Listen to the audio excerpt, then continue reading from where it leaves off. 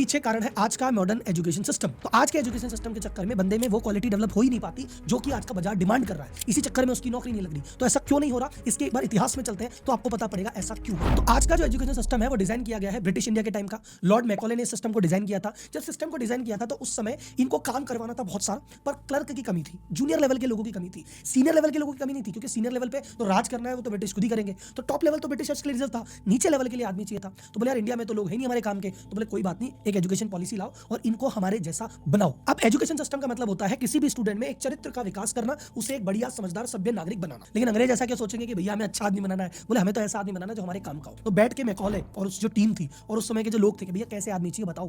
बोले सबसे पहले आदमी ऐसा चाहिए पंक्चुअल, टाइम से आए, टाइम से जाए, हर काम टाइम से चले, ऐसा एम्प्लॉय चाहिए। बोले ठीक है डन। तो स्कूलों में आपके घंटी आई कि भैया सुबह घंटी है, टन टन टन टन टन, घंटी से आना है, घंटी से ही पीरियड लगेंगे, घंटी से ही लंच होगा, घंटी से ही वापस जाना है, ताकि हर बंदा घंटी से काम करने का आदी हो जाए।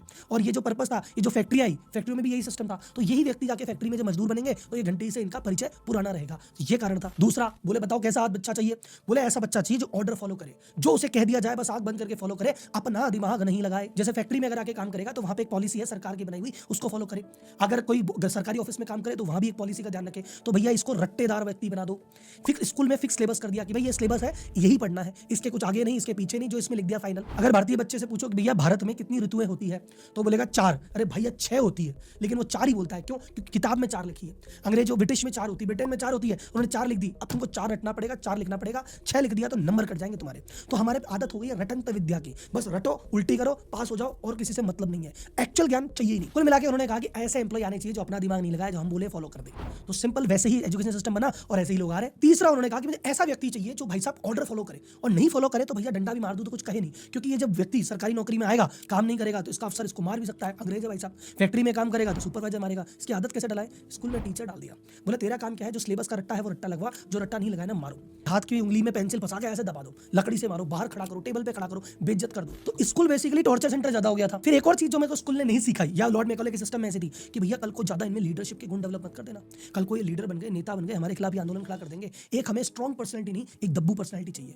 जो ओरिजिनल आइडिया लाए वो आदमी नहीं चाहिए, जो कॉपी करे वो वाला आदमी चाहिए।